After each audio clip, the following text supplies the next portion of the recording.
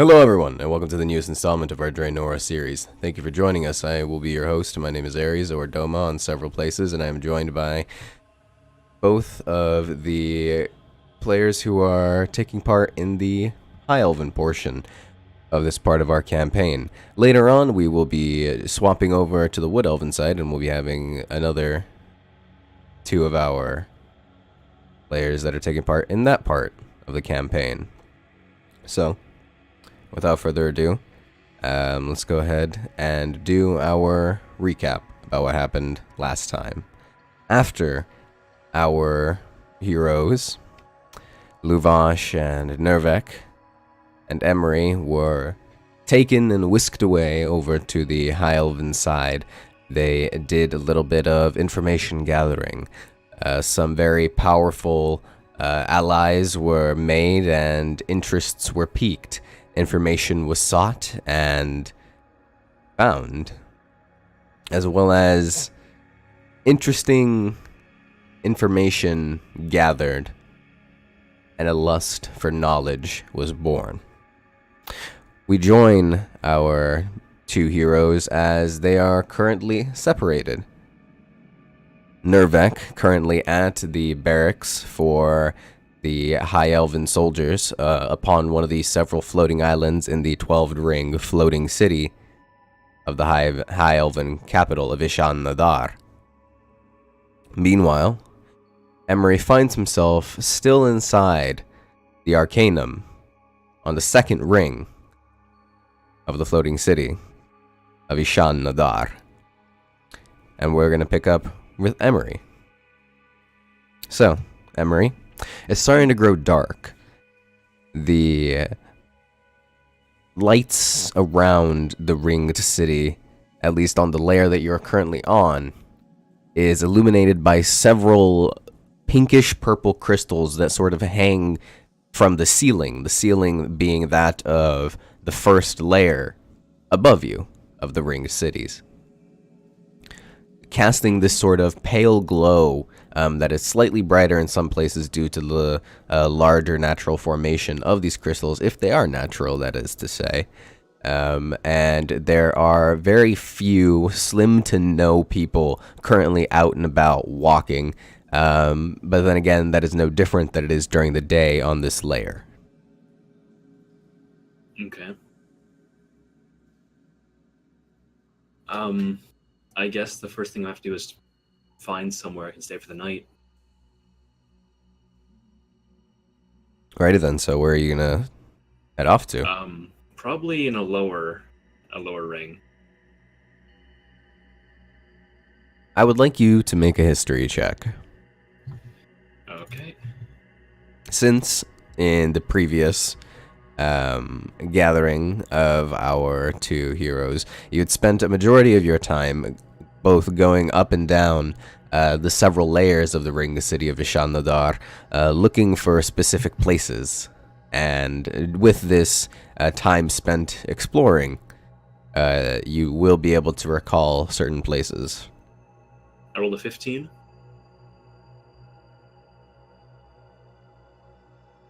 As I said before, this place does not get many visitors, so there are the comforts of a smaller town that are not to be found here. But as time goes on, you begin to wander down the staircases that go along the edges of the rings to pass to the lower levels.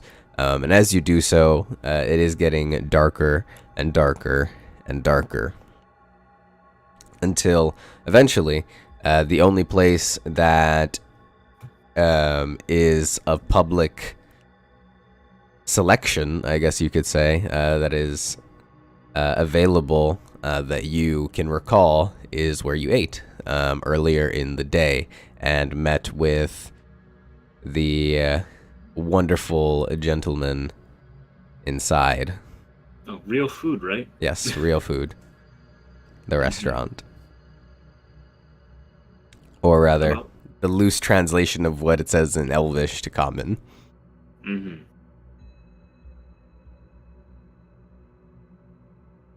So I guess I'll go there. And is there anyone like still in there? Like, So as you approach the building, earlier in the day it was rather close to empty. But as you get closer and closer, it seems more people have poured in over the course of the night. So I'd like you to go ahead and make a perception check as you make your way through the door. What was once this sort of barren, almost bar-like interior is now replaced with several tens of people. Not quite packed, but very lively. Of course, everybody inside is elvish to your sort of sweeping glance. So go ahead and give me that total. 18. So as you're looking around, you do not spot any familiar faces, as today is basically your first day in town. None of the people that you have met have made their way passing through here, and the only familiar face, so to speak, is on the other side of the bar, that being that of the head chef, I guess we'll call him. So you wander around, doing what?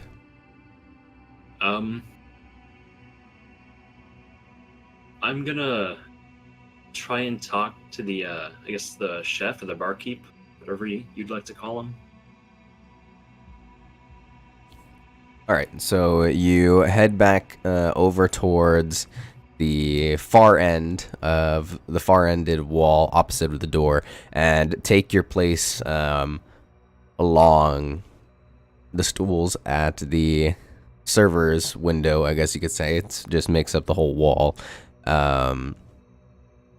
And it is very, very lively. Everybody is moving very quickly and working very quickly. And as you sort of peer into the back, watching the meal preparation taking place, you actually realize something that you didn't realize before. A lot of the tools are being wielded magically, several tools being controlled at once by a single person to sort of move along the pace at which the customers are coming in. As the team of people is rather small, spanning about 4 or 5, each of them controls about maybe 5 or 6 different pieces of cutlery, or just moving around the various implementations to weave these meals together. And it's actually slightly intriguing and very satisfying to watch everything moving so quickly in tandem, while these people are also using their hands to also work on the food. So you begin to try and look for the face of real food, and dealing with a group of about 4 people. They appear to be soldiers from the look of it, as they're sort of flagging down the owner of the establishment. You see the implementation upon their hands. Mm-hmm. Their attachment, so to speak. So you wait a short amount of time until eventually the people that are currently there, that got there before you, I guess we'll say, have been dealt with, and you get his attention, and he makes his way over to you.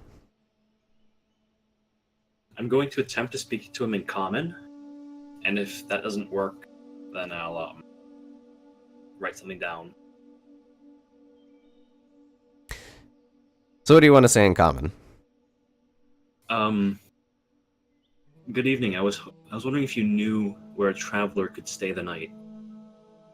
He looks at you with a puzzled look, and then a look of sort of recognition, I guess we'll say, washes over his face. but it seems that he cannot understand you. Okay, then I'm gonna go and write something down. All right, what do you want to Yeah, write? The same thing that you exactly said? what I said. Yeah. Okay. And I'm gonna hand him the. Or I'm gonna The, put the little thing on it. The the little red glass monocle. monocle. Yeah. So you do so. You pull out a piece of parchment from back during the fiascos in Eleanor, um, and begin to write down your previous statement and press the monocle over it, and sort of moving it over the writing to show this person how to use it. So the owner takes it up and begins to pass the monocle over the words and reads through the entire thing, and then extends an arm out to take your writing implement. I hand it to him. And he writes something of his own and passes it over to you. And it says something along the lines of, since you're getting the direct translation in pieces, it's like reading really bad Google Translate. Okay. So it says something along the lines of travelers uncommon, places to stay availability none, Mm-hmm. after waiting people leave too, once speak again. Okay. I'm gonna give him a thumbs up and I'm gonna go sit down somewhere. The universal okay. I'm gonna find somewhere to sit. Just kind of wait for it to clear out. All right. So then, with that, as you're waiting, we'll go ahead and turn our eyes back over to Nervek in the barracks. Previously, after learning about the several constructs lying within the basement of the barracks building, and bringing about several seemingly contrabanded bottles of alcohol that were being stashed in the layer below, you have joined these high elven soldiers in the common area. So, Yes. I'd like you to make a perception check. Okay.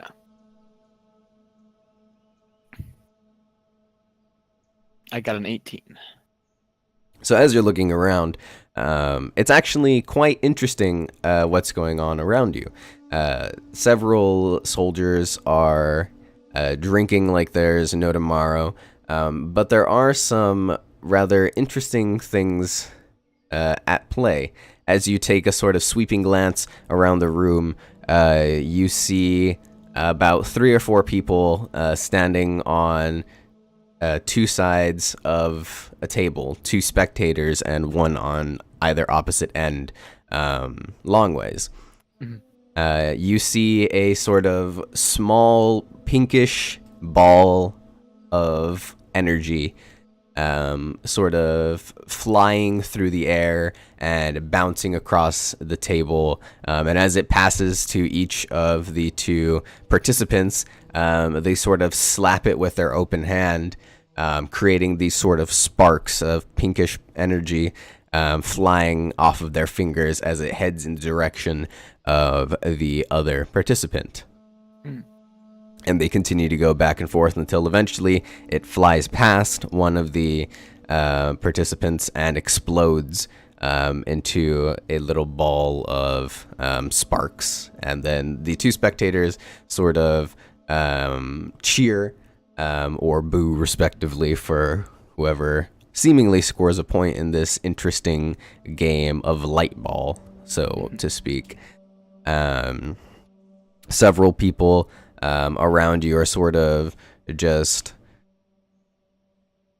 individually taking their own bearings. Several of them you see casually conjuring magical food and drink just around, but everybody seems to be treating the alcohol that you brought from down below very delicately, and being very careful with each serving and very sparing with each serving. Your friend from before has seemingly disappeared into the crowd to go about his own business. Mhm. What do you do? I think for the time being, I'm gonna sit and watch, sort of try to absorb what's going on, try to assimilate. So you sit down and continue to sort of take in your surroundings. As time goes on, more and more people begin to gather around the two people playing with the ball of light in that competition, we'll call it, as well as several others finding different ways to entertain themselves. But really, it's just a majority of them relaxing. There's a lot of laughter in the air. It's very high energy. Everybody's having a very good time. As time goes on, several people begin to make their way up one of the two sets of staircases going upwards to retire for the night, as well as fewer, but still some, coming downwards to partake in the festivities. Not being taken in at first glance as you begin to once again absorb your surroundings, there are several people sort of scattered around this almost den-like area near the fireplace in this room. A few that are either reading from small pocketbooks or working on their own individual things. You spot one person carving away with some magical implements at a slab of stone, as well as another being interestingly taking up a floating parchment and doing something with that, staring at it and looking it over very thoroughly, but mostly keeping to himself. These three are sort of staying away from the rest of the people as the night goes on. And as the night goes on, this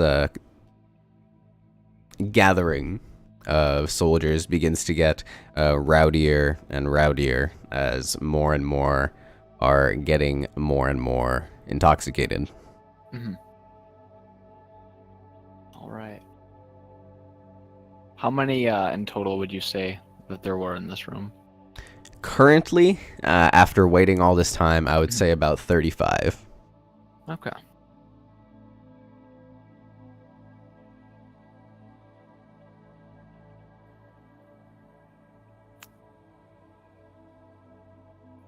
And with the light ball game, how long does it seem like two of the same participants will stay there before different participants go in? After intently watching for quite some time, you realize that usually it would be about after 5 passes would come to either person, making it seem as if it were based off of some sort of point system. The first to 5 to get it past their opponent in this competition would remain at the table, and a new challenger would come to take the place of that which was defeated. Okay. Well, Nervek isn't extremely interested in festivities with the current turn of events, so he's gonna look for a place to retire for the night after gathering what he can from this little get together about what it's gonna be like. Alrighty, so you begin to explore your surroundings, looking for your own place to retire off to.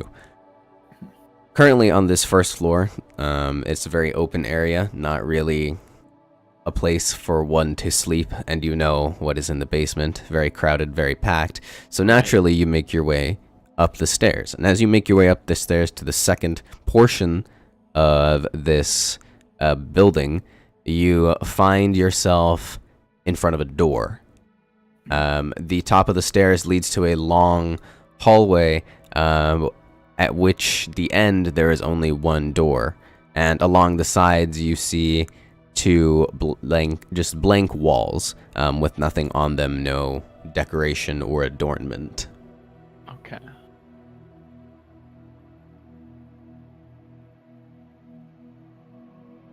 So naturally, your curiosity leads you over to the door, as you have seen many people making their way up and down from the staircases. How is it possible that each of them would come from this same staircase? Or perhaps the other staircase is different, but your curiosity leads you ever the closer, nevertheless. So as you make your way up to the door, there is no light coming from underneath, and the only light inside of this hallway, seemingly small globes of light sort of suspended in air along the edges of the ceiling where the walls meet. Okay. Well, I'm definitely going to try the door. No doubt about it. It's not locked. All right, then I'll open it and I'll enter. As you open the door, it opens into a small room, very tightly packed, and all that there is inside is empty furniture and what appears to be a, at least on site, very uncomfortable looking cot-like situation. There's several empty bookshelves around the walls. There are no windows, but it is very clean. Okay. And there's no one else in the room. Well, I think Nurvak understands what's, at least the gist of what's going on here, and so he's gonna set, take off the boots and get ready to go on to bed. Alrighty. And with that, we're going to move back over to Emery. Several hours have passed. You're not quite sure what time of day it is anymore, as it is very dark and musty within real food. There are no windows for you to look out of, but the patrons begin to thin out more and more as the night continues onwards. So, just as the last customer makes their way out of the establishment, all that there is the staff and yourself. Oh, I'm gonna go up and do the note thing again. What would you like to write? I'm just gonna pass it back the same note. You flag down the person of importance. Hand him and show him the note once again. He writes something different this time, going back and forth with the tools required for this interesting type of communication to take place. What you can read is, me to follow, finding to sleep for night. Okay. And I'll follow him. So, as you begin to wait around longer and longer for all of the cleaning and closing to go on, the staff sort of makes their way out from the side entrance on the far left of this room, and using several spells at their disposal, the sort of mess left by the customers is immediately cleaned up in this sort of interesting fashion. Diningware, as well as plates, saucers, and bowls just flying through the open window of the service wall, moving around very systematically and orderly, finding their place, while the others of the staff begin to use a spell that you recognize, a prestidigitation, to clean up any mess left behind, cleaning stains with the wave of their hands. Mm-hmm. So as they are doing that, and you're sort of watching, interested in what it would be like to have every day, what it'd be like in here, you are grabbed by the shoulder by the owner of this establishment, and he begins to almost push you towards the door. Okay. So, he leads you outside. It is almost pitch black outside, except for several of these almost spotlight type of lights, of pinkish light, that illuminate the walkways. Otherwise, it is very, very, very dark and difficult to see. He leads you through a series of alleyways, as this portion on the 11th ring from the top of the ring city of Ishan Nadar is very, very packed, leading you down almost a maze-like structure of structures. You eventually come to a very humble abode, we'll say. There are several doors upon this almost tower-like building, except there are no walkways to get up to these doors, seemingly almost placed like windows going vertically up the side of this tower-like structure. And the figure points up to the fourth from the bottom door.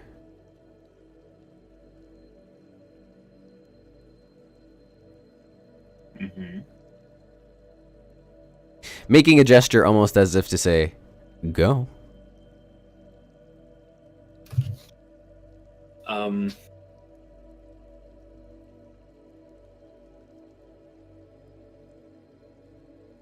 gonna give him like a questioning look.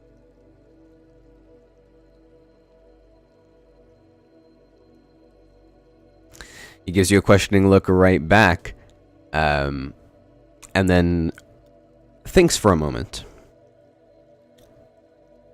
A look of recognition washes over his face, and he taps you on the shoulder, and then leans down and taps you on both of your ankles.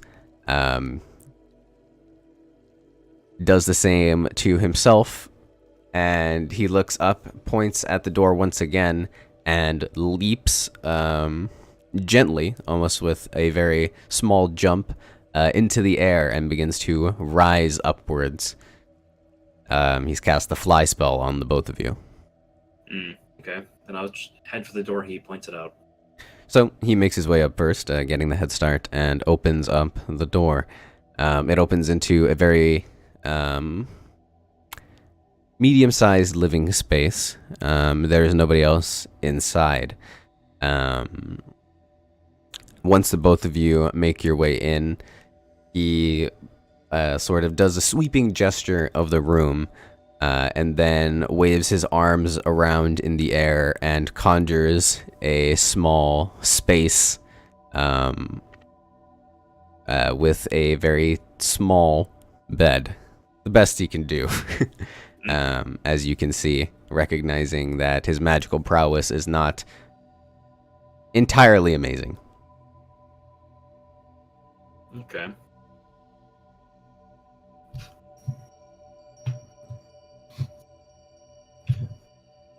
I'm gonna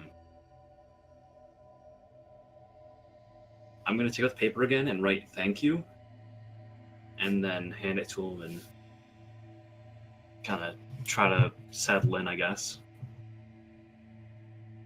Alrighty then. He flashes you the universal symbol of understanding, the thumbs up, and then disappears off into a side room of his own. Mm-hmm. So, is at this point that the both of you are going to have your own things going on. So, for the audience at home, we are going to be doing a time skip for 3 months for both of our sides. So, the both of you, what are you going to be doing for the next 3 months? Well, Nervek is going to, I would say, like, his main focus is going to be to, like, when he can, just train and become more martial, just have more martial prowess, but then, like, on his downtime, he's going to try and assimilate into the, this new culture that he's found himself in, try and become just like any other soldier. You know, he's done it before, he's going to do it again. And then if he gets the chance, he's going to try and sneak into the basement of the barracks and just try and learn as much as possible about those figures there. You know, whether that's him trying to sense magical energies or sketching them out, literally whatever it can be. Just to try and figure those out, because he's intrigued by those. And when he can, trying to contact his patron, and yeah. All right, and Emery? I'm going to spend most of my time doing 2 major things. 1 is practicing with my magic, and 2 is looking for more information on magical items and magic itself. So you're going to be spending a majority of your time at the Arcanum. Yeah, could I also practice magic in the Arcanum? No. Yeah, so I'll spend half my time there and half the time gathering knowledge, practicing, and so Yeah. forth. So, on that note, I'm going to be having a secret time with the both of you about certain events that happen during your 3 months. So, I'm going to be starting with Nervek. Sweet. So, the days begin to pass by very quickly without much to do, I suppose we can say. You begin to take in your surroundings more and more. As time goes on, you begin to realize that these soldiers and this society values 2 things: knowledge and the sharing and execution of said knowledge, mostly through magical either creation, implementation, or integration into what they do. As you begin to live for these several months around these high elves, you realize that everything that they do has some implementation of magic applied to it, whether it is the magical manipulation of tools to perform certain tasks, or even the conjuration of specific items from magic itself to perform certain tasks. Everything that they do is assisted or either completely controlled by magic. Another thing that you learn about is these sort of elites within the army of the High Elves of the Ring City of Saldivar. They are spoken of very rarely, but as such, you learn very quickly that to become one is a very high honor, but there's not very much information going around. The gist of what you get is that once one proves themselves in both magical prowess and skill in combat, you are contacted by some unknown liaison, I guess we'll say, and given the opportunity to become one of these elite members of a team of people that is not disclosed, at least to someone of your rank. So as you continue spending your time with the High Elves, you begin to find moments where you can get down to the basement to analyze the constructs further. And with that, one day, something happens. As you're walking between the rows of the constructs, analyzing them in their mannequin-esque forms, you hear a voice, almost seemingly coming from one of the constructs that you had just passed by as you're making your way between them. Mm-hmm. Well, aren't these things very interesting, wouldn't you say, Nervek? Oh, that's one way to put it.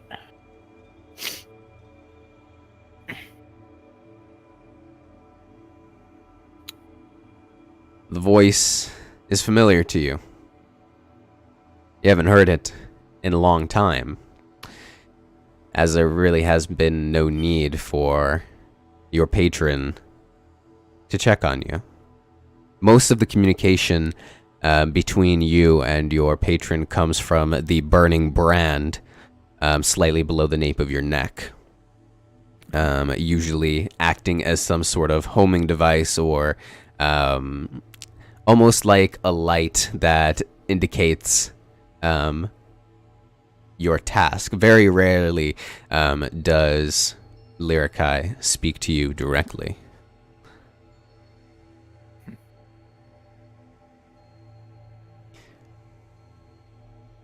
Tell me, Nervek.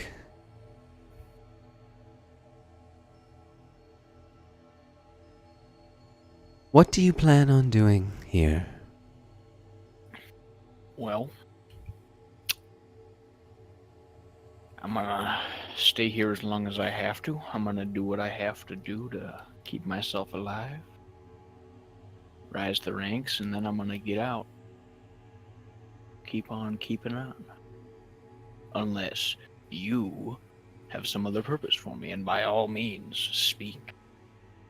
As you begin looking around for Lyrikai's figure, you begin to move more quickly between the constructs, and finding nothing at first, you begin to trace the voice until eventually you see a familiar long black scaled tail disappear behind one of the constructs, and you see peeking from the shoulders of these rather tall constructs the tips of two almost basalt colored horns.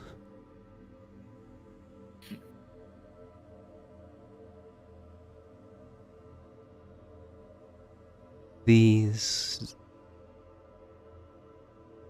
creatures that stand in lines. What are they? He's here? Well, if I gave my best guess, I'd say they were a dormant construct of some sort. These elves have got a lot of magic on their side. Wouldn't put it past them. A finicky people, these High Elves, as they've come to call themselves recently. It's been difficult trying to sway the minds of these people, as Their magical prowess comes to them at an early age. Not many desire power that they cannot find so easily. But speaking of power, Nervek,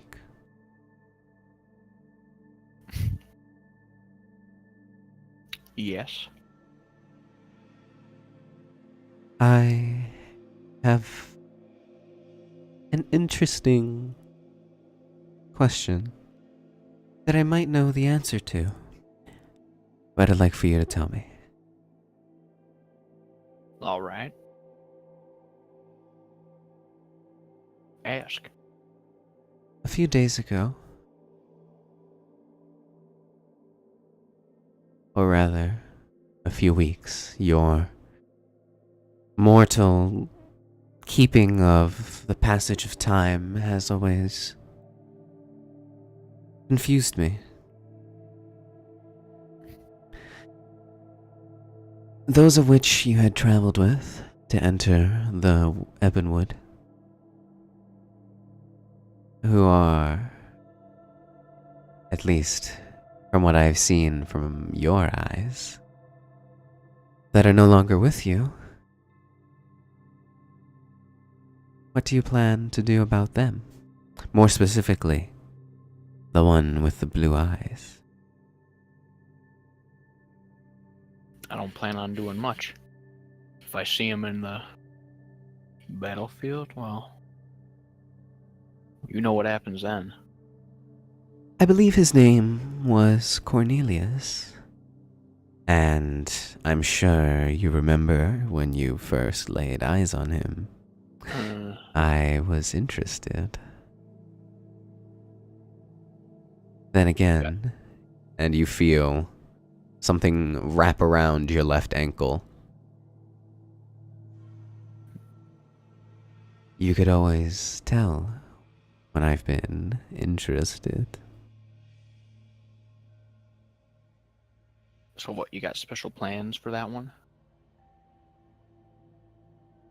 His purpose, so to say, is intriguing. And it would be incorrect to say that his type is not very pleasing to me. I've never been one for people, or mortals, I suppose would be a better description, who find themselves to want to be heroes.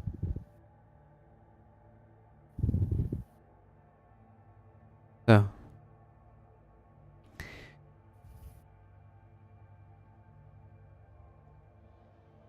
I'm not quite sure what I want to do with him quite yet.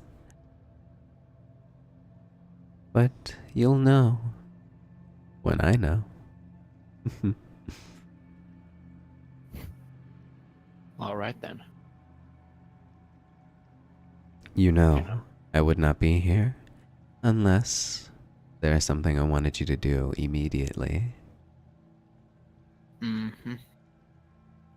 These high elves, they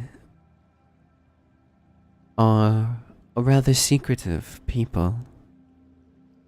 Many, many, many secrets have been locked away by them as time has passed. And there are few things that I desire that you will be retrieving for me. Well, what am I looking for? There are people in this city, I suppose you call it, that have very interesting connections that I would like for you to be in. Or positions, I suppose you would say.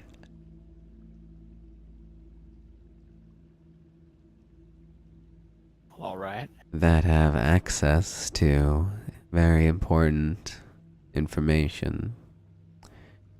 Mm. So,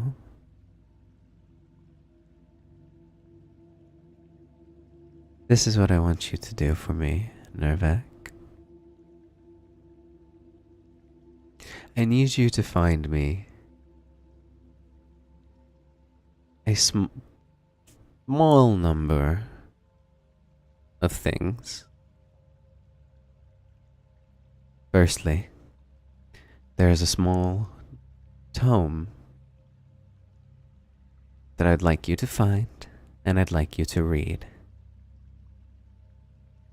It's gone by many names as the years have passed by. But the information that it contains is based on a time long past and entities long forgotten by mortals.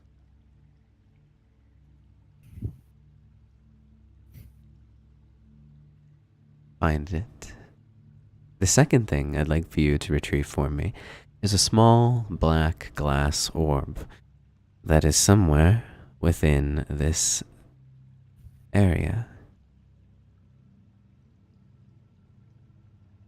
It has a burning red flame within it, and it glistens almost like blackened glass.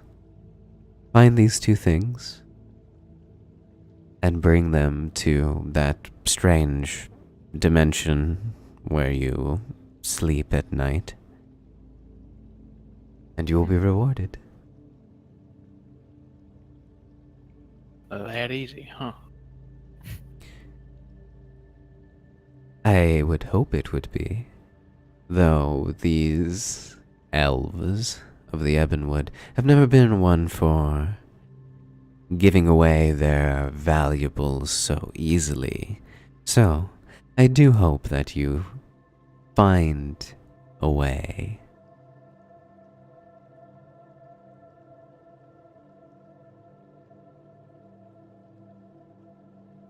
This Oh. book, you got a name? Well, it's called, and then she speaks in Infernal. Mhm. At least that was the name that it was given the last time I had my hands on it. And I take it that's been a while if they've got it now.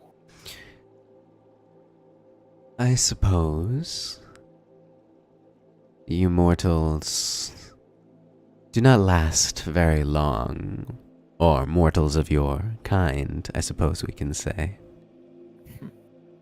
These elves, they do not age. It's quite beautiful, in a way, to trap the beauty of their youth for hundreds of your years and maintain that. Curiouser and curiouser I grow, but I'll be watching.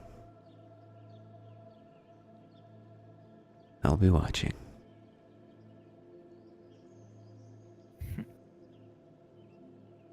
Always. And then a voice almost inside your ear. Always.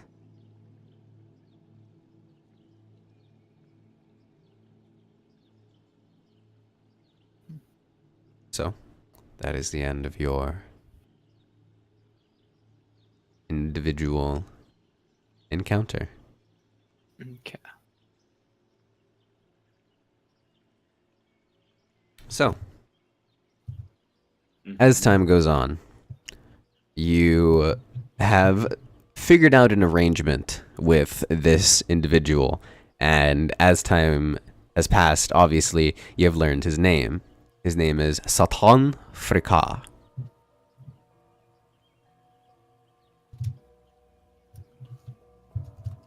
Okay.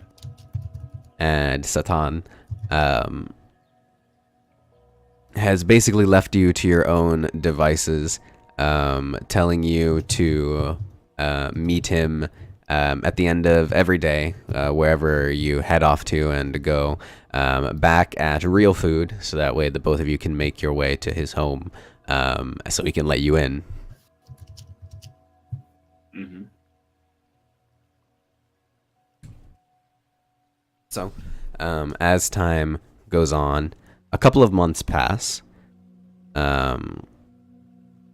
and over this course of time, you spend a majority of it researching magical items, finding more and more information, and seeking knowledge to further expand your magical prowess, when one day a familiar face is found. Not in the normal sense that you would expect. The red-cloaked woman finds you in the Arcanum and interrupts you in the middle of reading one of the several hundred tomes about magical items that serve almost as an index for those known in existence. Mm-hmm. Hello. Hello. My superiors have informed me that you are required on the first floor. Or rather, the first level. His Excellence has requested your audience. Well, lead me then. Oh, I am unaware of his location. Instead, I have been instructed to give you this. And she hands you a small, little, almost marble-sized bead. Mm-hmm. Thank you. Please do make your way outside before using it. What does it do?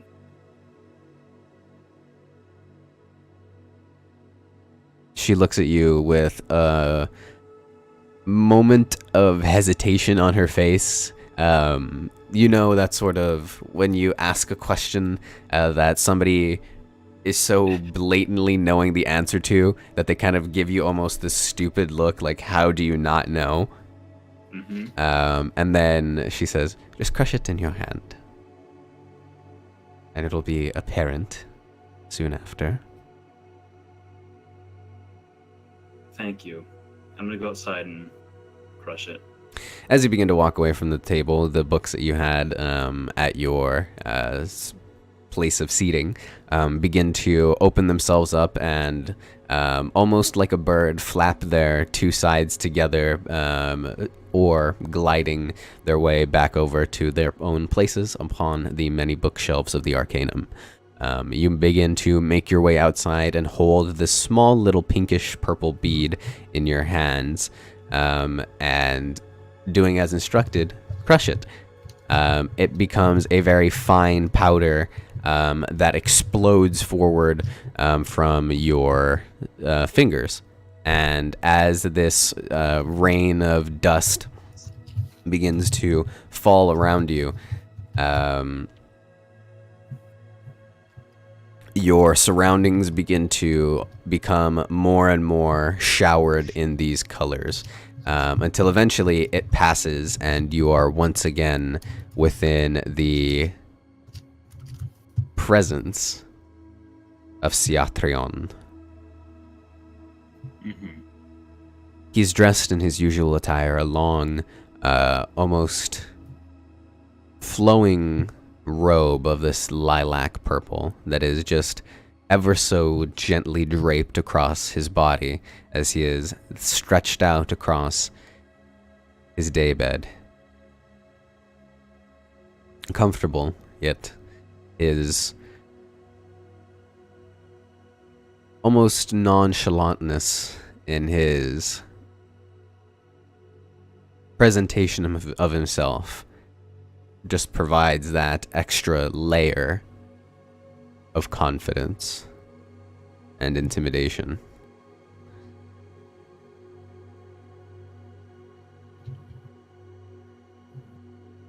My.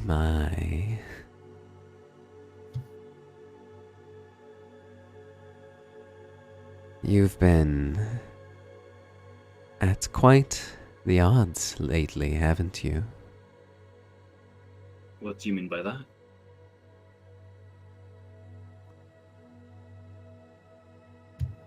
Studying, researching.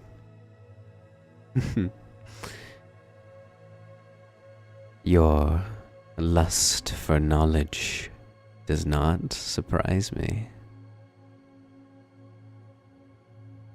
Though, I have noticed something interesting. When you disappear away from everyone else to practice your magic, I was almost amazed at the naivety with which you pull from the weave. What do you mean by that? Naivety? It is very obvious that you've never had proper training. The way that you command the magic at your fingertips, it is fueled by such rage, almost as if bursting out of your body. Violently, erratically, only being funneled by the full force of your concentration and willpower.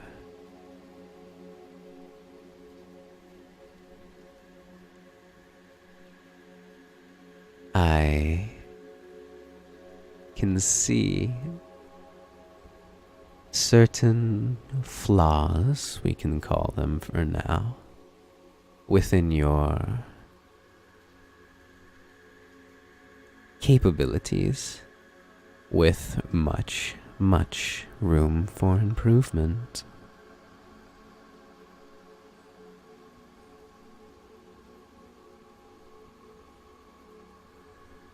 What would you recommend? Firstly,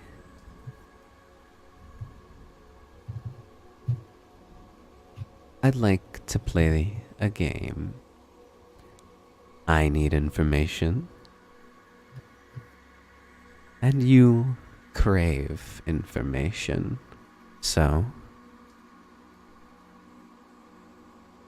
shall we? Of course.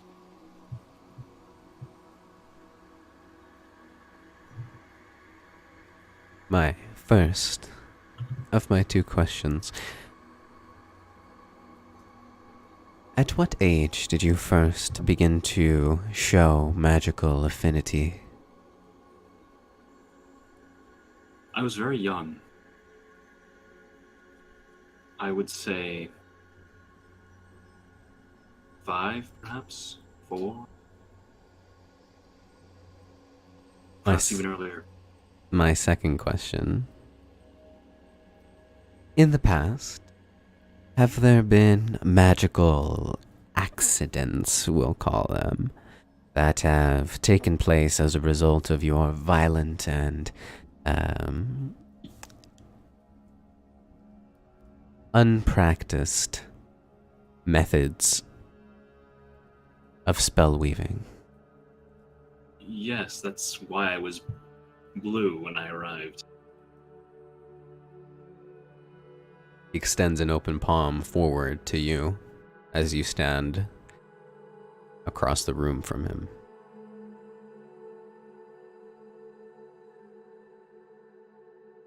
Go on. Those are my 2. You get your 1.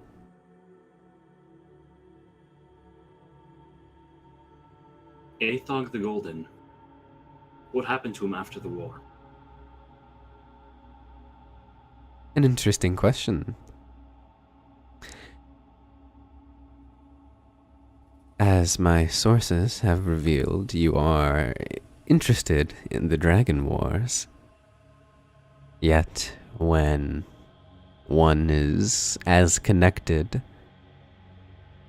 to the gleaming silver, such as yourself, it is only natural. There are different stories that circulate around what happened to Athog, though the ones that are most common would be that of his escape. He took himself to seclusion, and no one quite knows what happened to him next.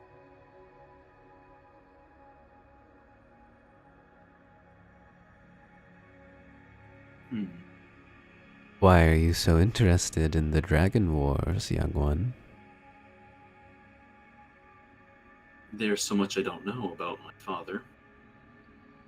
It's only natural.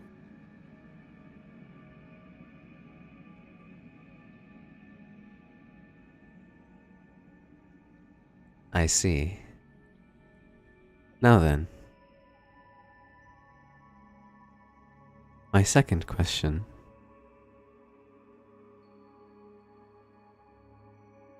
You call him your father, yet you are of bronze. He is of silver. Have you no interest in finding out where you really came from? Of course I have interest. I just haven't Haven't found what? I'm not sure quite where to look. I do enjoy this game, you know. So, to continue on with your question, who is my real father? I do not know the answer, but I do know where. Or rather, who is responsible for your existence, we'll say.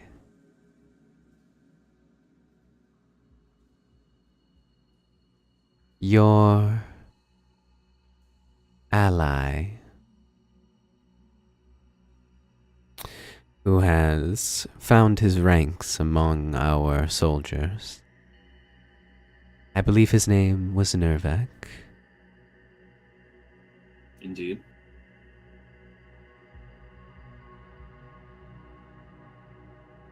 He is an interesting individual, a human who at first contact, at least from our reports that have reached my ears, was that of aggression and very choice words, yet he, in recent times, has found himself at home with his new elven brethren.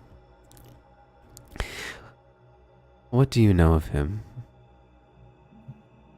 Very little. He only recently joined us in a town not far off. He who walks with eyes of red and possesses magic of a realm beyond that of our own.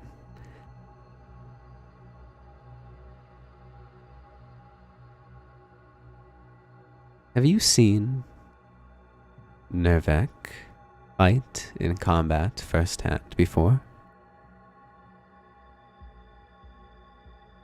I have not. That is a shame that you could not offer me more information. But an answer is an answer, regardless.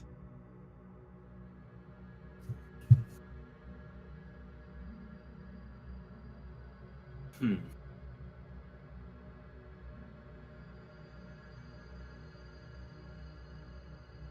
So who is responsible for my creation?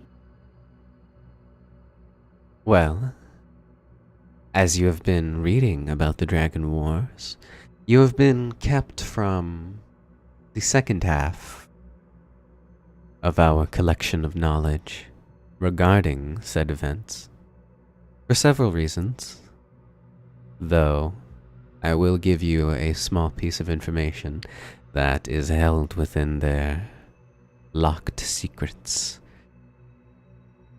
Long ago, there once was a red dragon named Etiogosh the Burning, who was sick and twisted in his thoughts and his actions. As you are very well familiar with, Etiogosh was the first aggressor in the Dragon Wars, attempting to take the bells of the Golden Dragonkin from Athog the Golden. With very little success, he immediately turned his eyes towards that of the lesser flights, and easily subdued that of the bronze. There's very little knowledge, at least that is openly available in the Arcanum, but Etiogosh had a small group of mortals that worshipped him like a god.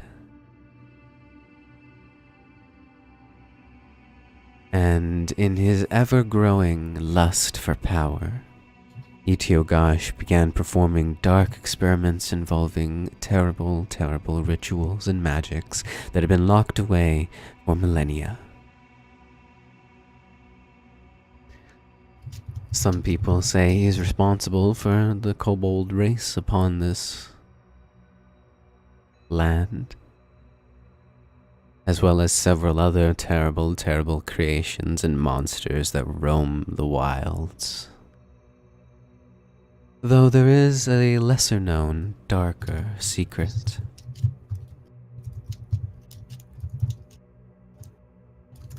The secret was that Etiogosh attempted to make a very, very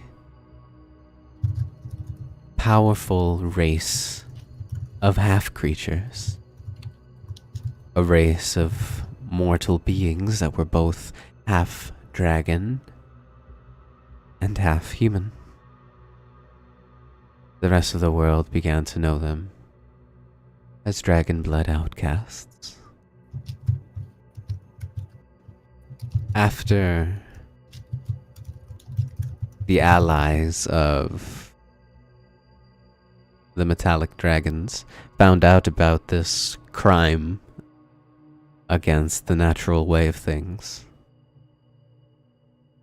they hunted down each and every single last one of these abominations, as they were called and referred to, and killed them, never allowing them to reach their full potential.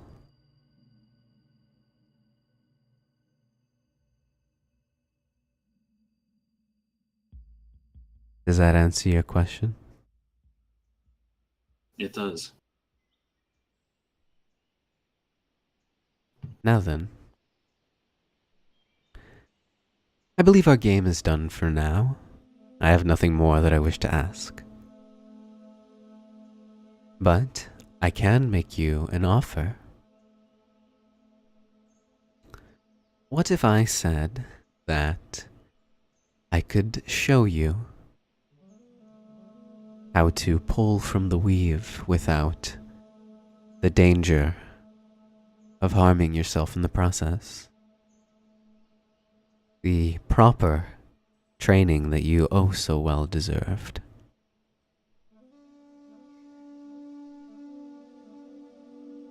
And what would that require of me?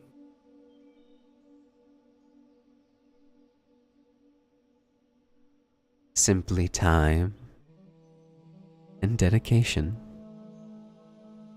We have not much time until the next direct conflict, at least from what our scouts out in our garrisons along the front lines have been reporting to us.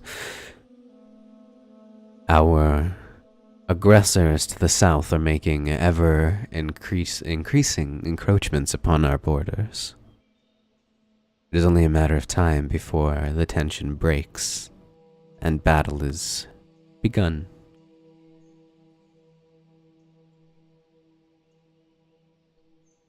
I accept your offer. Good. I grow weary.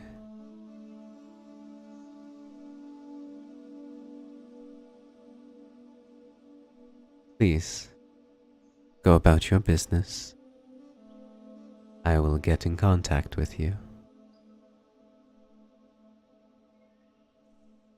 I'm gonna give him a bow. Modwis de la, young dragon.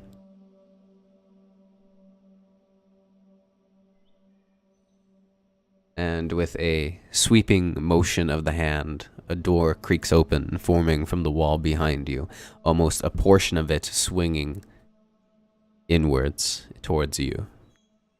Mm-hmm. I'll walk through. You walk through, and you are in an alley between the Arcanum and the building next door. Looking behind you only at the walls of the outside of the Arcanum.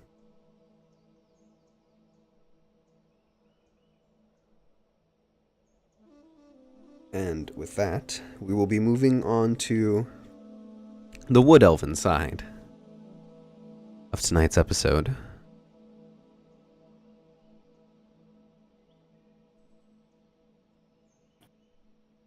So, as we move on to the second portion of tonight's episode, we shift our view over from the ringed city of Ishan Nadar over to both Cornelius and Starark.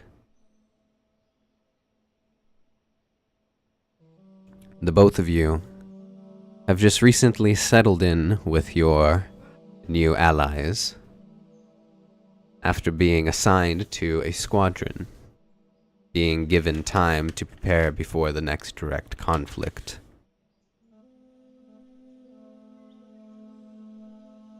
What do you do?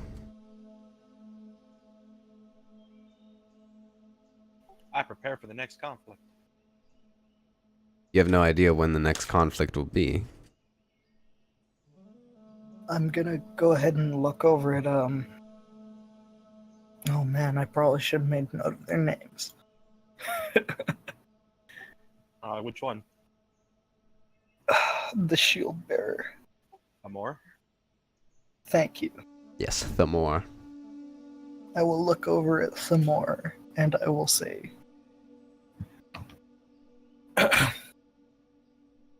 so, do we have a formation that we tend to stick to? Or is it all free game? Thamor looks up at you. Well, there's somewhat of a formation in the beginning, but once a direct conflict is met, the only thing that you gotta worry about is getting back alive and taking as many out as you can.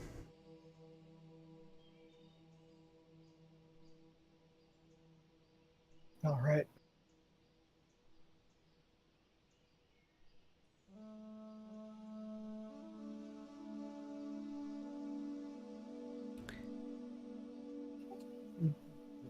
How is your view on taking any alive? We're not supposed to. If we fail to eliminate the enemy, then we can be replaced. It's really that simple.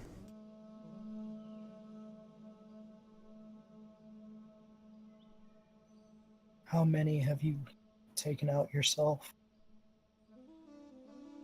I don't do much of the killing on my own. I've only taken about 12, but then again, that's a pretty small number compared to Shadris over there. He may be a cat, but he's got the eyes of a hawk.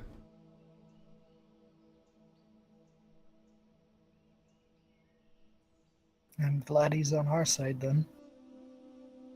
Shadris looks up from his wood morphing of arrows. If you are wondering how many,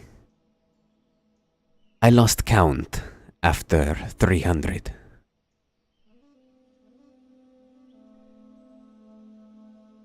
It's true, though. In the eyes of war, you don't tend to remember many numbers, faces. Mira Lee looks up from one of her various books. 126. You all have quite the memory, huh? Y'all actually have a better memory than me. Ah, man, I lost count of the orcs that we fought.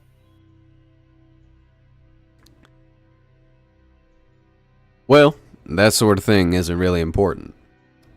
But I got a question for the both of you. What's it like on the outside? Well, all was fine. We had a group of about 6 of us. It's nice not being chained down. War is quite the burden.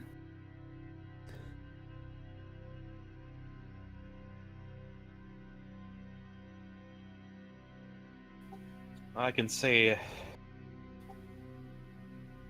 it is quite nice to not be held down wondering if you'll wake up the next morning, what your next orders are. But other than that, the outside world is quite nice. I think some might beg to differ, but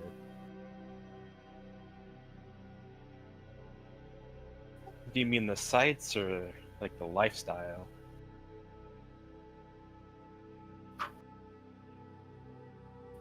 I can say it's a lot more open than where we find ourselves right now. That's one of the few things that I like about these combats. I get to be outside. I get to look up at the stars, past the leaves. I get to see what it's like on the outside for a little while. But otherwise, it's just us stuck down here. I'd kill to get out of this goddamn war in this forest. There's just so much that there could be. Does everybody look like the both of you? Pale skinned and blue eyes? The outside world is a lot more varied than us. You said something about something that you killed. You called it an ark? Ah, the orcs. I was born into this kind of life, actually. Some of the folk that found me, that I woke up around, they're called dwarves. They're a stockier type of people. Usually shorter, 3 to 5 feet tall kind of thing, but they're built like boulders. And they were fighting orcs. They're rather monstrous.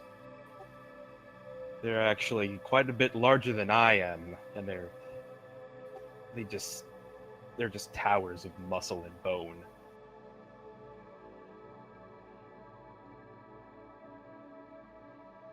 Besides that, there's whole bunch of other things. You've got the elves here, like you. You've got, from what I've seen, there's quite a variety. The halflings, sure, you might not have heard of those. Tieflings, those are nice. Nice. You haven't been around one of our friends. I can only assume he's gone now, but he had a heart of gold till he...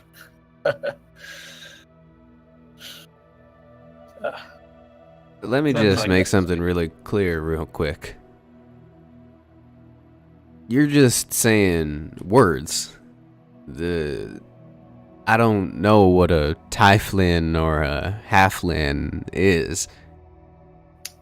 I've never seen anything outside forest, much less of it than outside the tree. Let's see here. A halfling, mighty small from the one I've seen. Could have been around, I don't know, 2'1", maybe? That's really tiny.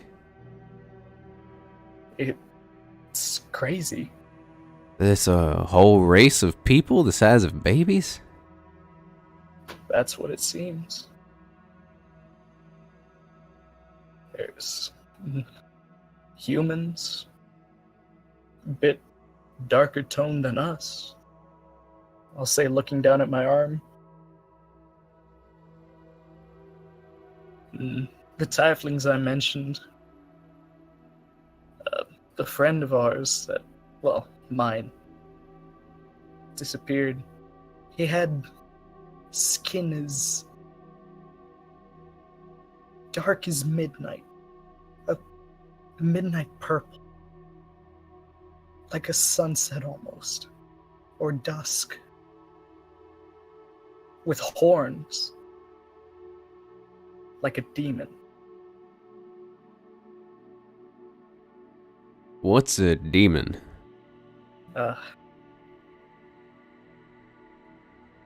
They're mischievous folk. Think of a goat standing on two legs, but human-like. What's a goat? You'd be kidding me over that one, right? You know at least some nature, correct? I only know what's in the forest, and I don't know of any creature by the name of a goat. Let's see. Fur covering its entire body. It's on all fours, has hooves. Do you know of horses? I don't know what the word you mean is.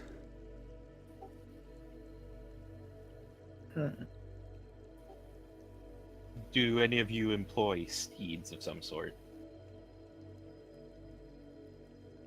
Not that I'm aware of. But between you and me, I've been hearing about this group that lives up in the upper branches that ride birds.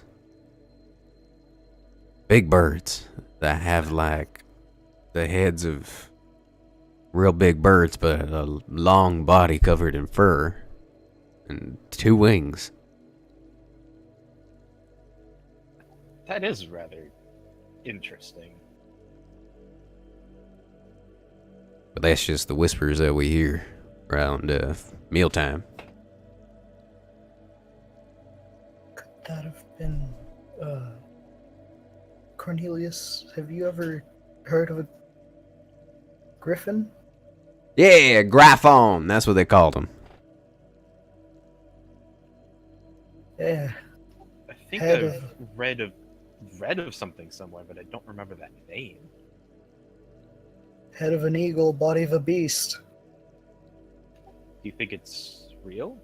What I read was a legend.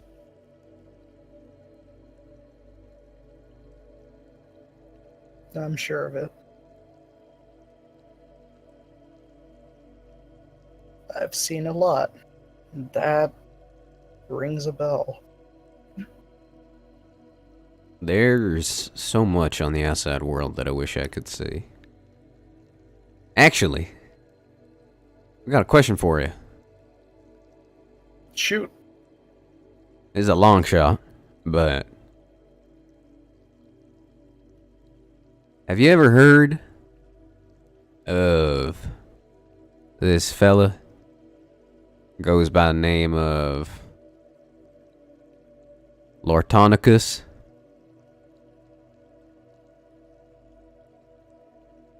Lortonicus. Lortonicus Greyleaf.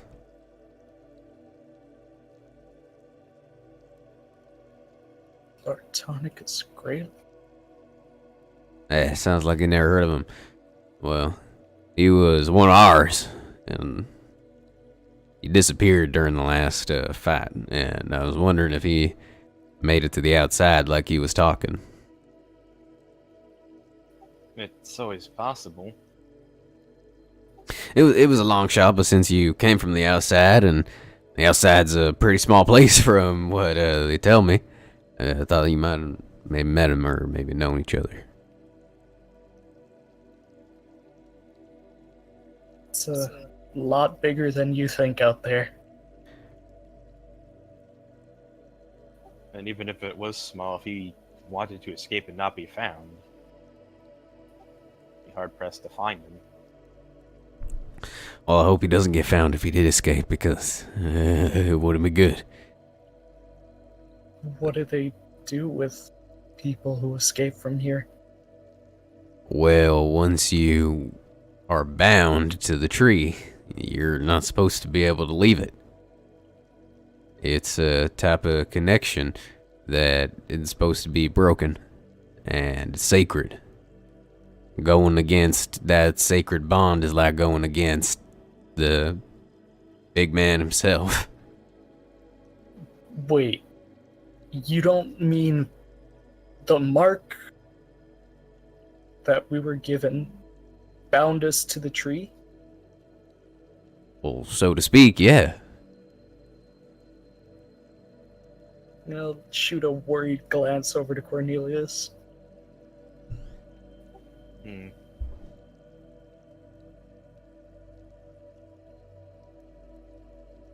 So, you mentioned of the big man himself. Is that someone we should be concerned about? Is that someone we'll be seeing, or? Well, if you're going to be on the front lines, then you're not going to see him probably, but he's the one that gives out all the orders. And he gives orders to people that give orders to other people that give orders to us. So he's top of the command then. Yeah. Do you know his name? Or is he just referred to as the big man? Yeah, well, he goes by a lot of names. But a lot of people don't really talk about him too much.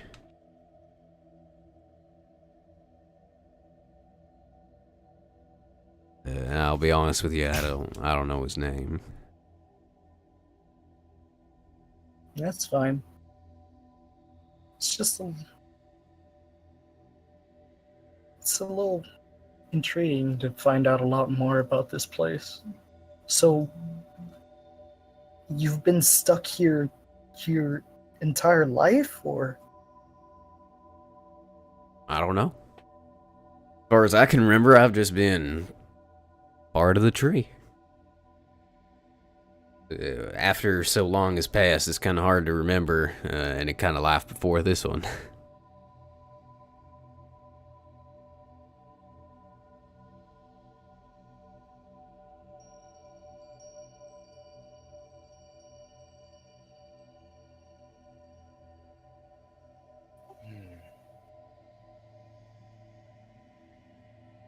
A silence passes when it's broken by a door opening. As there are no normal entrances, the wood on the back side of the wall opposite of the space where Thamor is sitting at, it sort of opens up from a center point, and you see a large, imposing figure of a tabaxi. A very large orange tabby.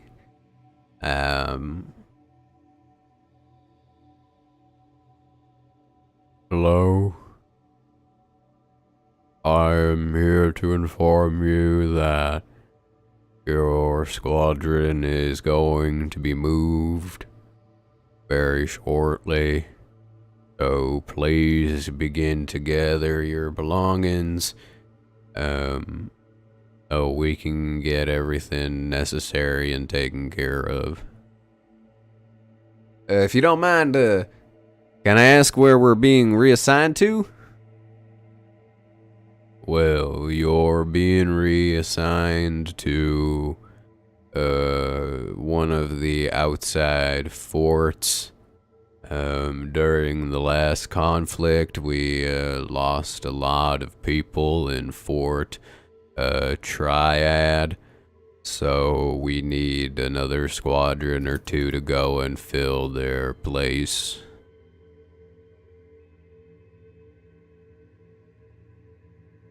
You were randomly selected to fill that place. Well, alright then, we'll be sure to get our bearings about us. How long until we have to leave? You have about 2 hours. Well, alright then, we'll be ready by that time. Thank you. And the wall closes. Man, they didn't even give me the weapon I've been waiting for.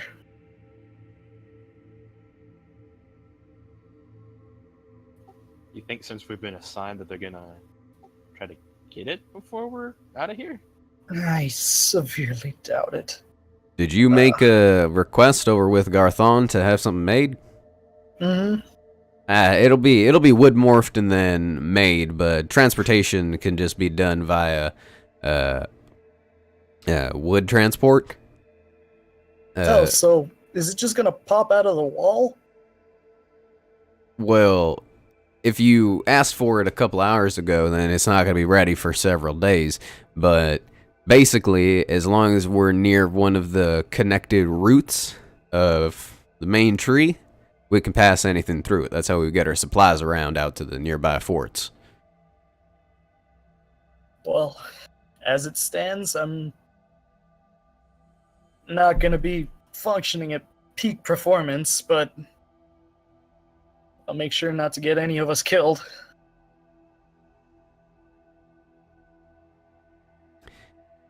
Not the most ideal of situations. Really isn't, but I know my way around a longsword. Well, it's a good thing then. You know, things are starting to kind of look up once you two sort of showed up. Hopefully that's not some sort of coincidence, because I was just talking about how I've been itching to get out of this place. Well, hopefully we can settle things and maybe you'll be able to get a look outside.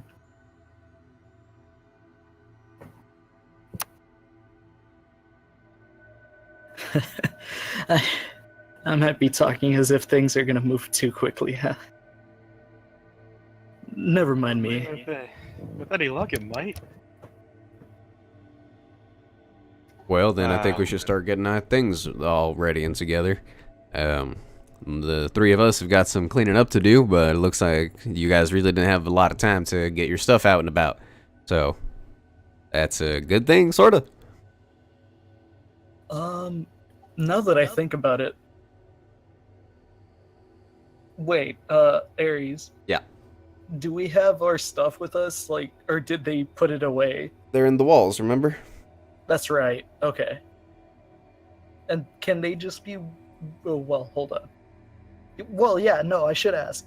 Can they just be wood morphed over there too, or is that just? Or do we have to like take that out? Well, yeah, just like any of the other supplies, your things can be sent over there by a route. Thank you, Sumo.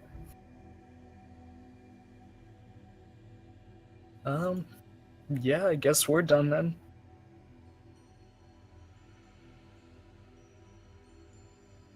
I wonder who our other squadron is going to be assigned with us.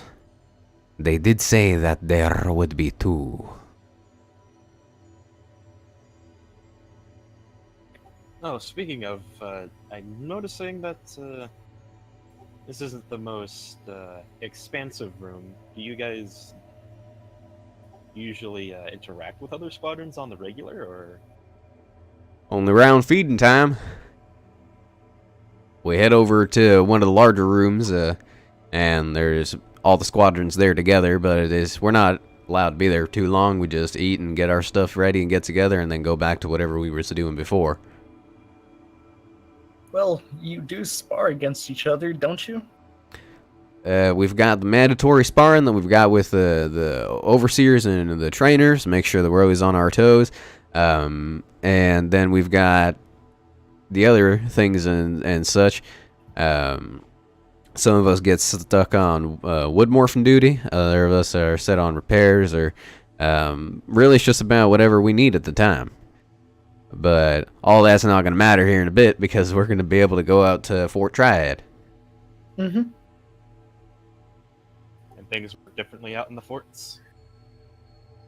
Well, I wouldn't really know, since usually the people who get sent out of the forts are those that get to fight on the front lines. And, well, either they're so good that they stay at the forts, or they don't come back. Well, I'm pretty sure we'll do fine. We have every intention of coming back. That's good to hear.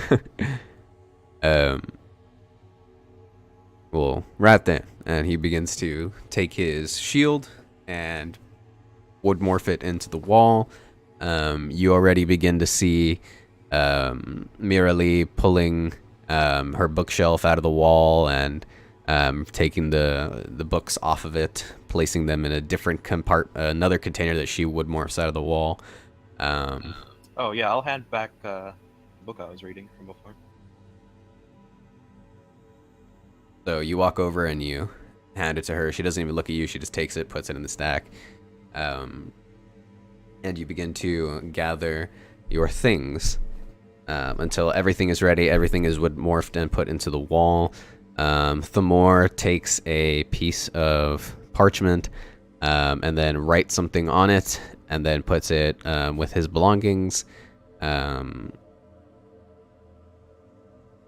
And then says, well, I think we better go and find Garthon, because he's gonna, since he's kind of the big head around here when it comes to squadron assignment and what goes on. You'll know what to do, because this is the first time it's ever happened to me, so I don't really know. Well, you still know your way around this place more than we do, so go ahead and lead the way. Well, alright then. And he takes the lead and begins to go down the same path that Garthon had led you down, until you're back in the main open room. Garthon sitting on the floor, wedged between 2 weapon racks. And Thamor, taking the lead, steps up. And there's already another squadron of 5 standing opposite of him. So he gets up and he says, right, well, there's both of you. So off you go. where do we go? And Garthon puts up a large paw and extends a single digit back towards one of the several doors along the edge of the wall.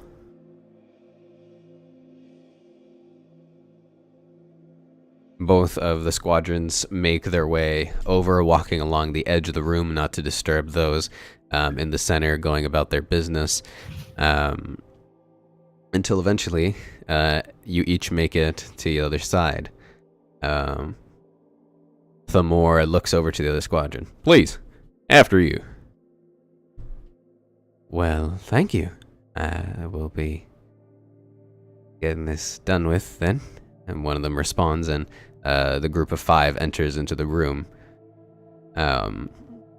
Several minutes pass, and then the door opens, and there's nobody inside except for a wood elf in a chair. She is sitting rather intimidatingly with both of her feet up on the wood-morphed desk. Well, make your way in. I don't have much time.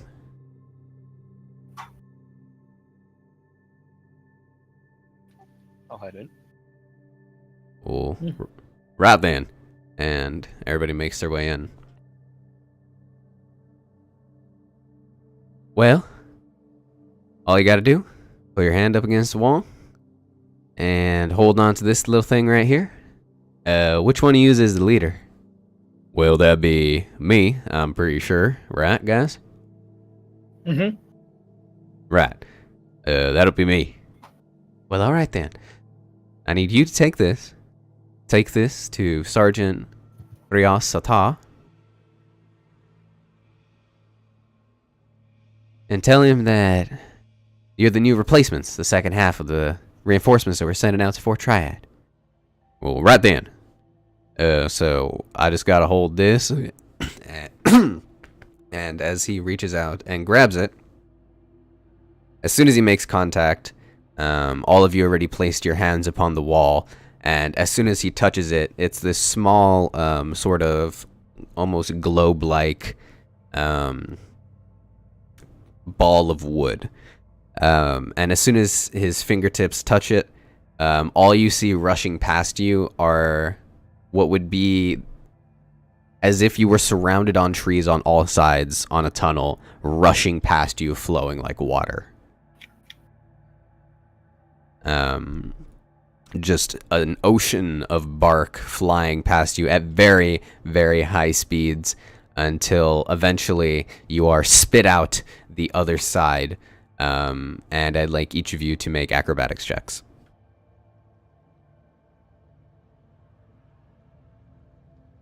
And give me the totals. 15.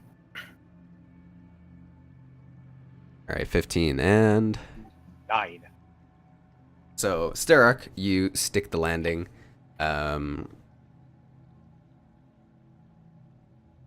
Miralee sticks the landing. Let me roll really quick.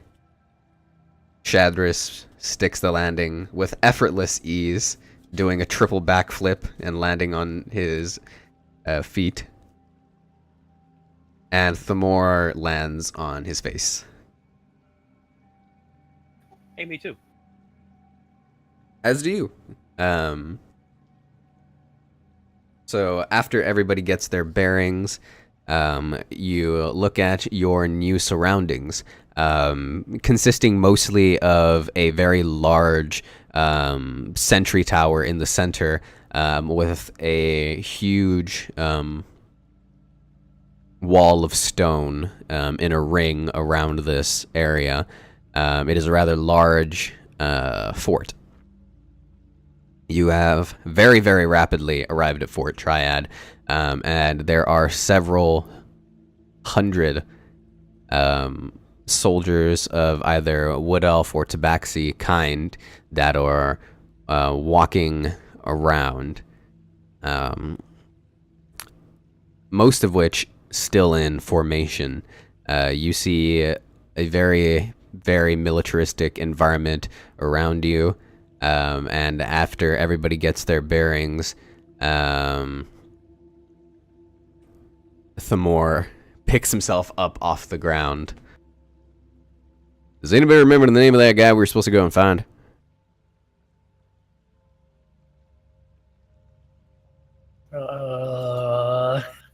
Oops.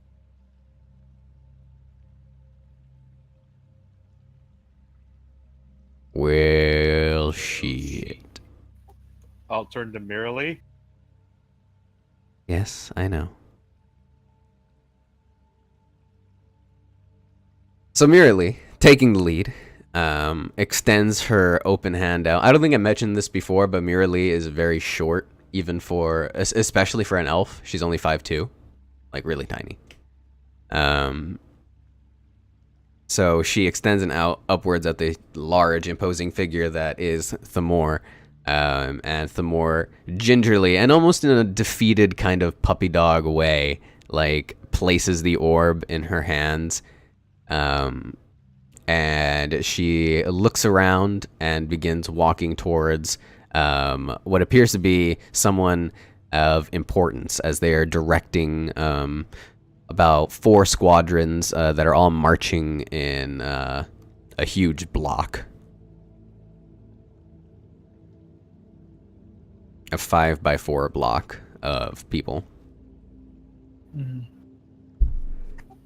Guess go ahead and follow. Yeah. So as everybody begins to follow, Thamor whispers down to Mirrorly, "How do you know that that's the guy that we're supposed to go and talk to?" "I don't know if that's the guy.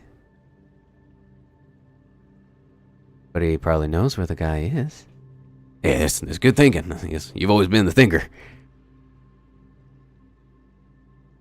Shadris isn't with anybody. He's gone. What? Yeah, Shadris disappeared when you guys weren't paying attention. Sneaky one that Puma is. Well, if he could be seen all the time, he wouldn't be the best sniper. So as the 4 of you make your way over towards this figure of importance, Mirrorly hands the orb of wood back over to Thamor, and then like kind of elbows him in like his side, like really hard. Like you can Metal clang. like Oh, it's no, leather, so it's you hear it. Excuse me, sir. And the figure turns and looks. His face is completely battle scarred. Several long gashes across his face, almost torn apart. A very poor replica of what you assume it was once. Looks over at the 4 of you. Looks at the orb of wood and takes it from Thamor. "Right. You must be the new reinforcements."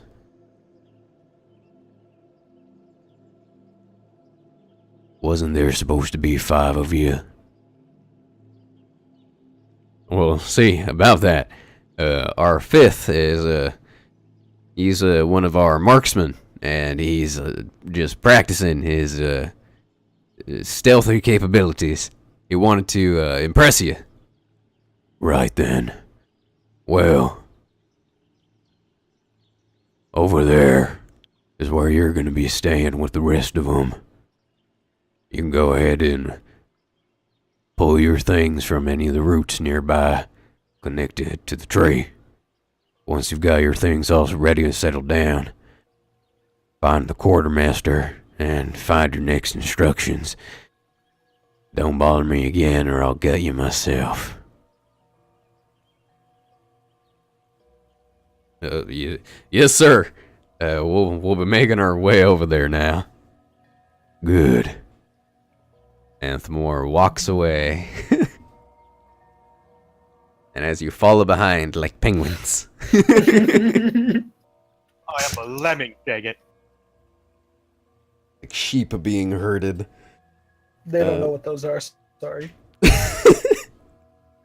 You make your way over towards the quarters, of which there is the quartermaster standing outside of. Rather younger looking gentleman. And I say younger, mostly saying that his face and body does not have as many scars as the rest of the people around here, making him appear younger. I was about to say, with so many scars, he has no face.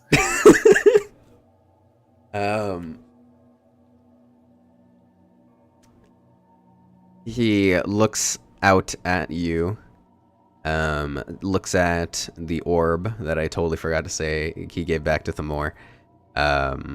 He takes it and basically holds it in his hand with his mark, and it unfurls like a blooming flower, and then melts into his hand. Okay,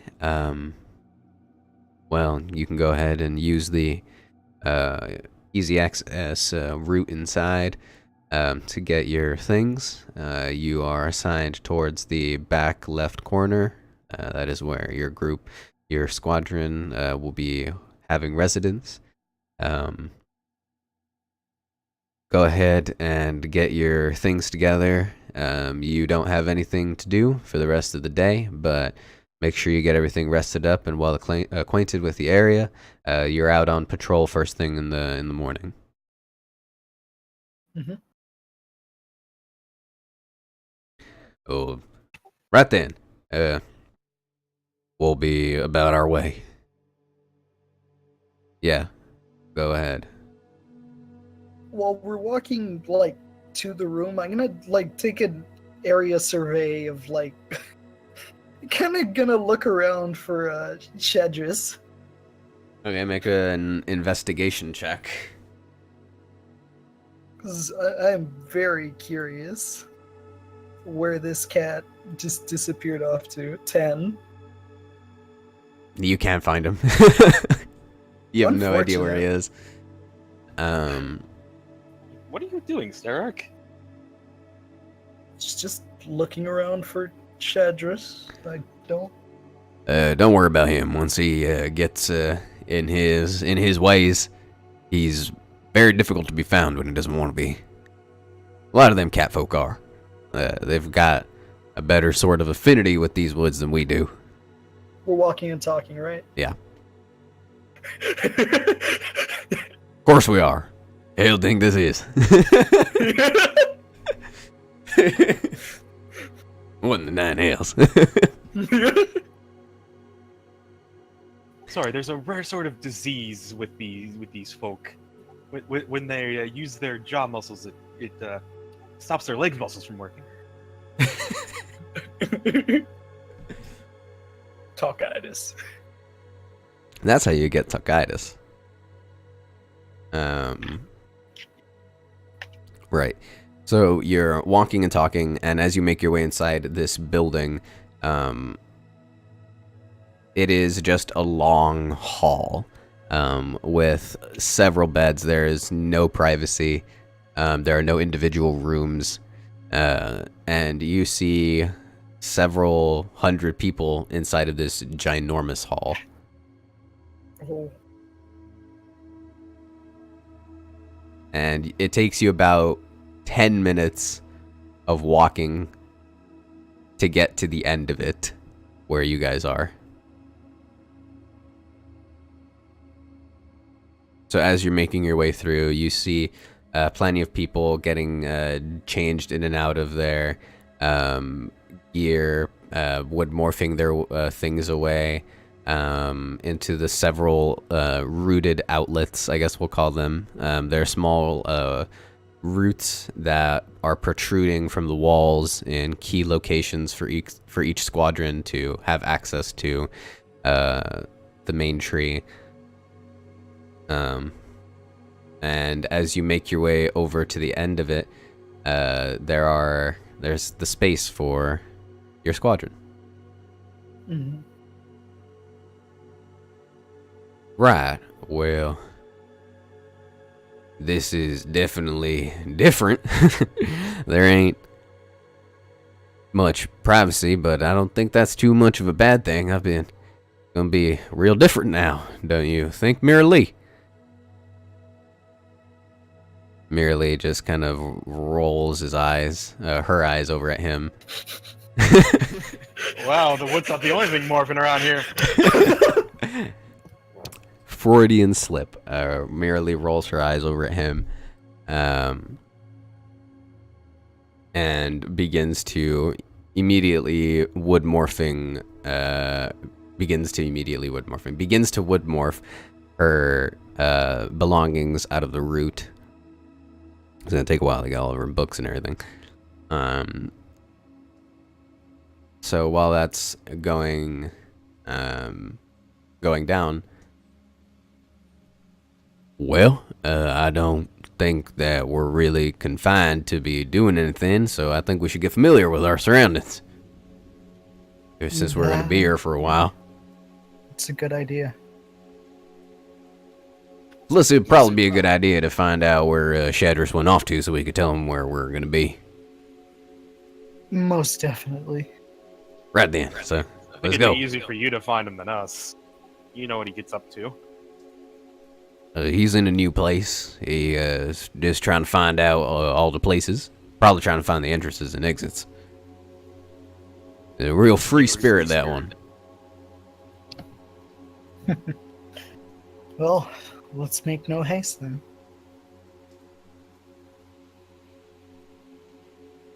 Right. Walk, walk, walk, walk, walk, walk. So you begin making your way back through in the long walk through all of the people. And as you make your way out, Thamor stops for a moment and sort of just looks up. It's been a while since I've been outside.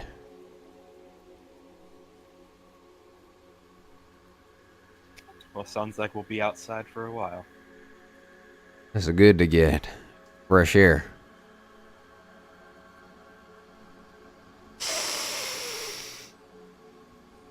That's the stuff. It's different for you folk, but the rest of us wood elves, we've got a certain kind of connection with the wood. And just being in nature, it's a great feeling.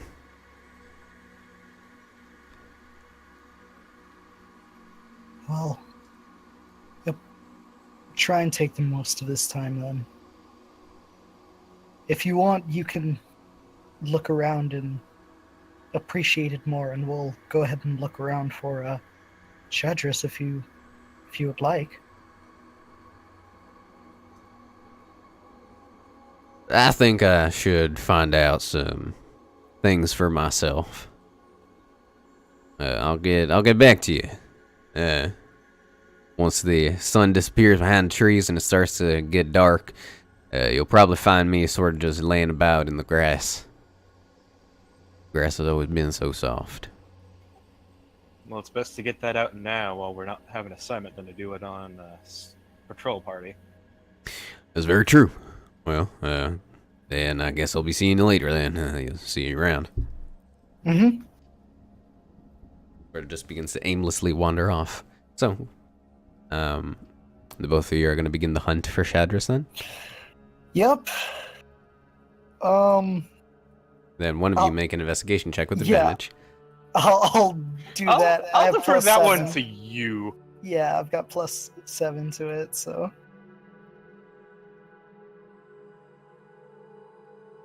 $21. Okay. So it takes a while to find him. But eventually you find a small gathering of tabaxi that are kind of hiding between buildings. And among them you see Shadris. They're all sort of just standing in a huddle. I'll go ahead and approach and Say, Shadrus, we were wondering where you disappeared off to. What are they saying, Darkfur? Oh, hello. Were you looking for me? Yeah. We were kind of surprised when you just disappeared, but apparently,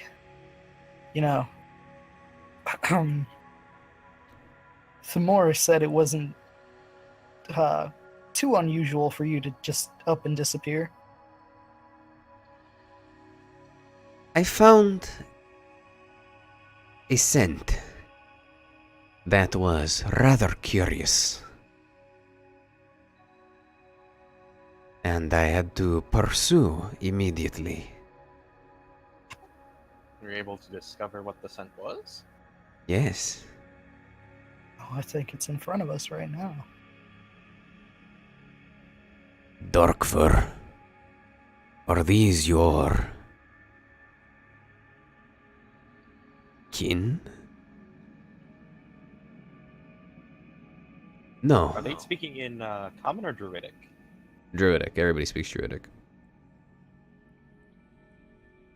These are my assigned squad mates. They are different and from the outside.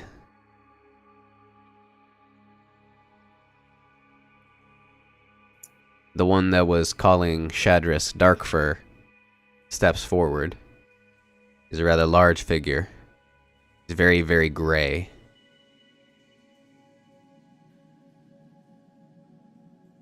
And he begins to smell the air.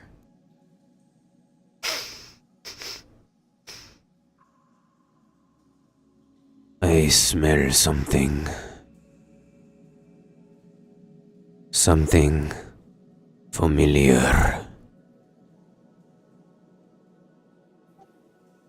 Familiar? Something very old.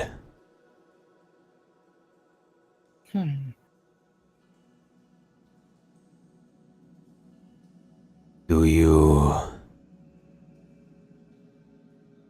know of a tabaxi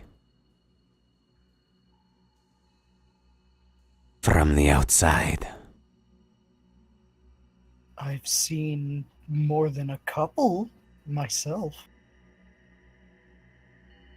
But nailing down one in particular would be a little difficult. White fur like snow. Blue eyes like water.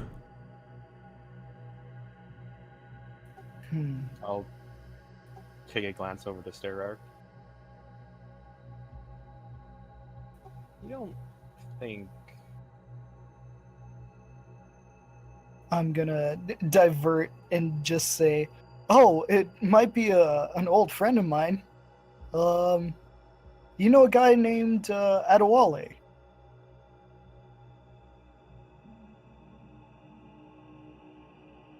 No, this is not the smell of the tabaxi from the jungles. This is a smell of the forest. Do not lie to me, Bearskin.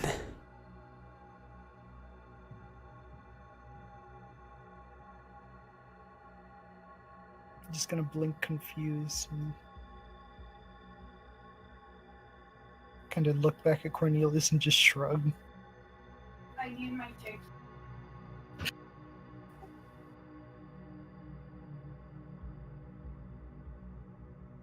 There is one by the name of the Rising Sun.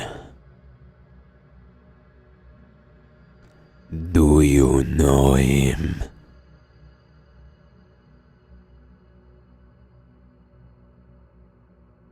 Luvash.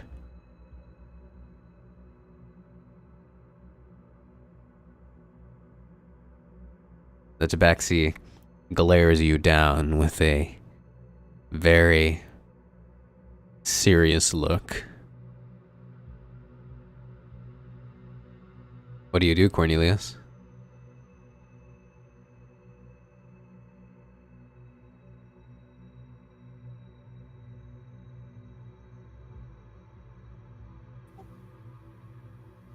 Have the scent of Luvash?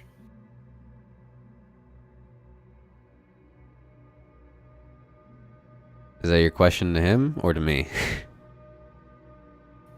Both. Oh, Cornelius, it could be that tabaxi we had stayed with in man.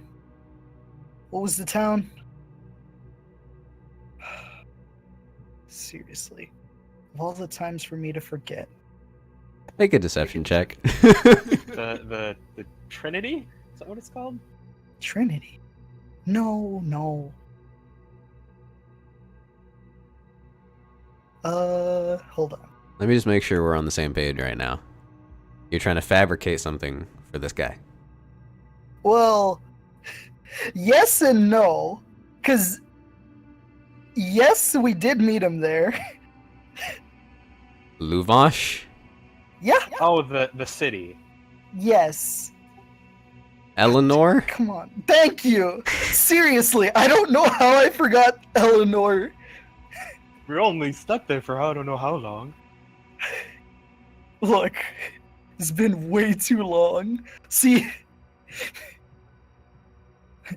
yeah, and then I'll say, I guess we can say that I'm aiding his deception. so yeah, you want me to roll deception check, huh? Yeah, throw deception with advantage.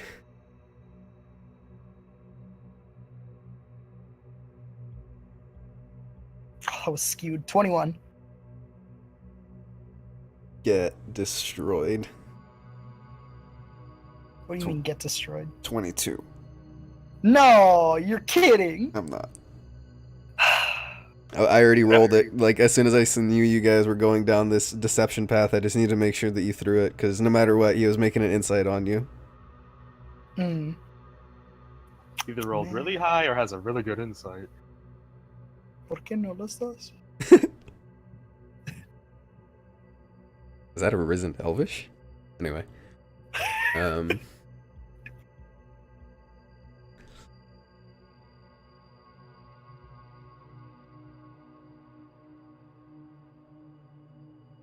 It would be a shame for such creatures to die in a fort in an alley. Tell me what I want to know. Alright. If you want the truth, we two, both of us, were in a group with Luvash, yes. But we were captured and forced here. We have no idea where the others ended up.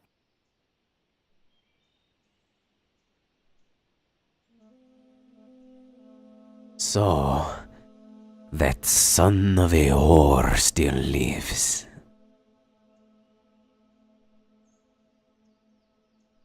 Tell me, does he still carry around that bow of wood and fire those arrows of magic? Yes, they pack quite an impact. Although out of game, I don't think we've been able to see him use his magical arrows, have we? Yes, actually. He shot a kid. He did shoot a kid. Oh yeah. He shot a kid. That's right. That wasn't fire. He shot a kid orc, yeah. It was not fire, it was vines. It was vines.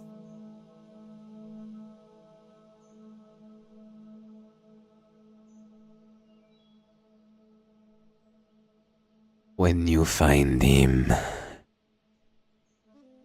whether it is in the forest or on the battlefield, I want you to know that he is dead. Every single tabaxi wants him dead.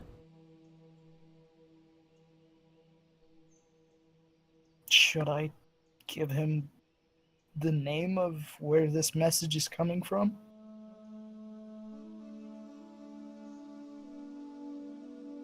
Just tell him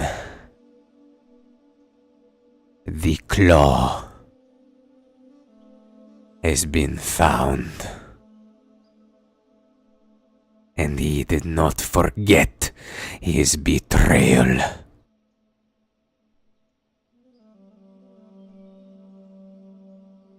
Now leave before I crush you.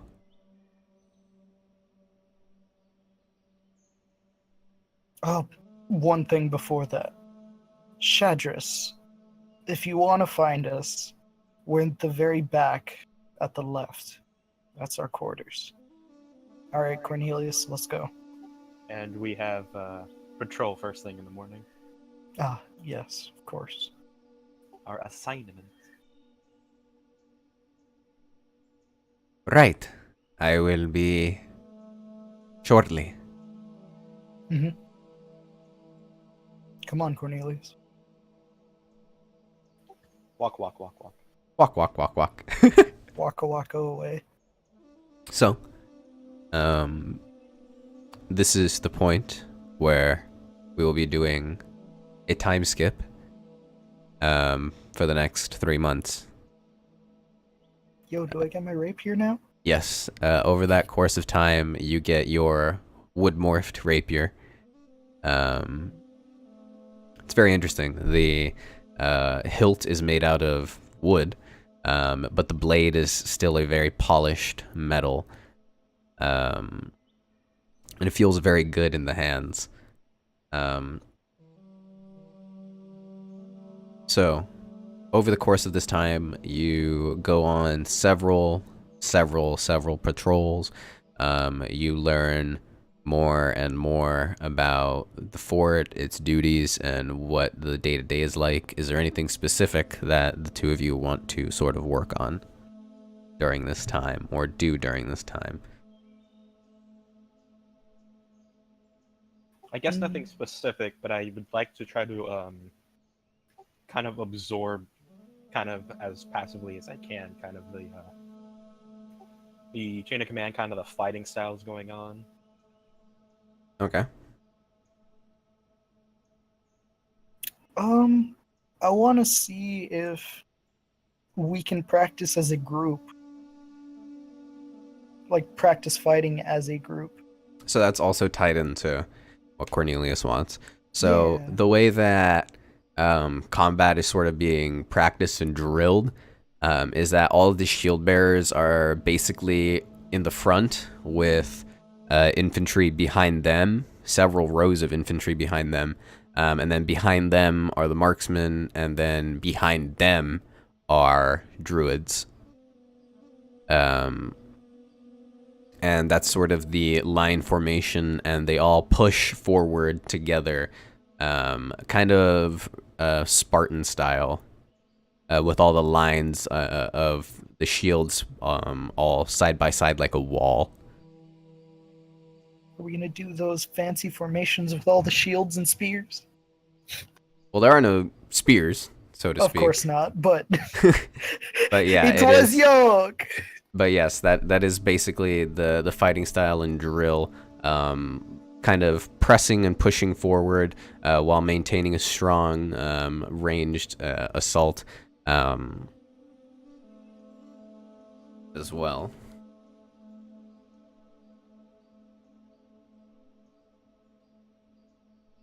So,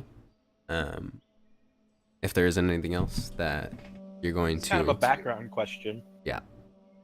Aside from us being not Tabaxi or Wood Elf, do we get any, like, would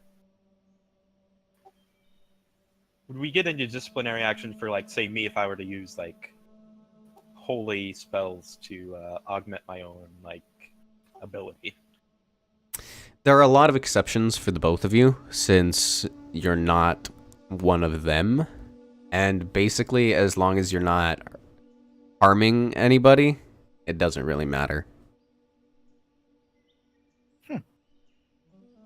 Also, are there any other people that look different here? Nope. All Tabaxi, Just all us. Wood Elves. Wow.